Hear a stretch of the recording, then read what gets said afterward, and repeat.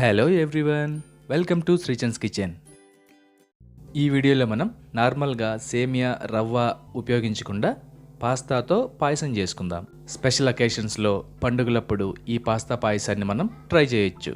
ఈ పాయసం చాలా ఈజీగా తయారైపోతుంది. దీన్ని వేడిగా కూడా తీసుకోవచ్చు, లేదా డీప్ ఫ్రీజర్లో ఒక 2 అవర్స్ పెట్టుకొని కూల్గా కూడా తినచ్చు. రెండు విధాలుగాను టేస్ట్ చాలా బాగుంటుంది.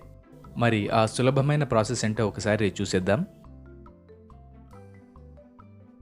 ఒక గిన్నెలోకి నీళ్లు తీసుకుని కొద్దిగా మరిగాక అందులోకి 100 గ్రాముల పాస్తాను యాడ్ చేసుకోవాలి. మీడియం ఫ్లేమ్లో ఉంచుకొని 5 నుంచి 7 నిమిషాల వరకు ఉడికించుకుంటే పాస్తా చక్కగా బాయిల్ అయిపోతుంది. పాస్తా అయితే బాగా ఉడికిపోయినట్టుంది కదా. ఉడికిపోయిన తర్వాత పాస్తాను వాటర్లో నుండి సపరేట్ చేసుకునేద్దాం. ఇప్పుడు స్టవ్ పైన వేరే గిన్నె పెట్టుకొని అందులోకి 1/2 లీటర్ పాలను తీసుకోవాలి. ఈ పాలలోకి మనం ఆల్రెడీ ఉడికించుకున్న పాస్తాను యాడ్ చేసుకుందాం. రెసిపీ డీటెయిల్స్ డిస్క్రిప్షన్లో ఉంది.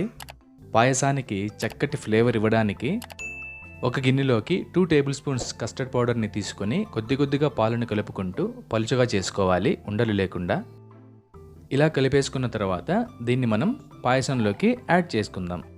ఇదంతా బాగా కలిసేటట్టు ఒకసారి తిప్పుకుందాం. ఇందులోకి 1/2 కప్ లేదా 50 గ్రాముల పంచదారను కూడా యాడ్ చేసుకోవాలి. పంచదార కరిగే వరకు ఒక 2 నిమిషాలు తిప్పుకుందాం. మంచి వాసన కోసం దంచుకున్న యాలకులు 1 లేదా 2 యాడ్ చేసుకుందాం.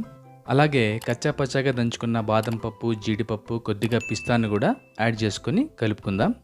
2 నుంచి 3 నిమిషాల వరకు లో ఫ్లేమ్లోనే ఉడికించుకొని స్టవ్ ఆఫ్ చేసుకుంటే సరిపోతుంది. అంతే, చాలా సింపుల్ అండ్ ఈజీగా పాస్తా పాయసాన్ని తయారు చేసుకోవచ్చు. ఈ పాస్తా పాయసం కూల్గా తింటే ఇంకా చాలా బాగుంటుంది. దీన్ని ఒక 2 అవర్స్ వరకు డీప్ ఫ్రీజర్లో పెట్టుకుంటే సరిపోతుంది. తినడానికి కూడా చాలా బాగుంది. మీరు ఒకసారి ట్రై చేసి ఎలా వచ్చిందో కమెంట్ చేయండి. మరిన్ని ఇలాంటి రెసిపీస్ కోసం మన శ్రీచన్స్ కిచెన్ ఛానల్ని సబ్స్క్రైబ్ చేయండి.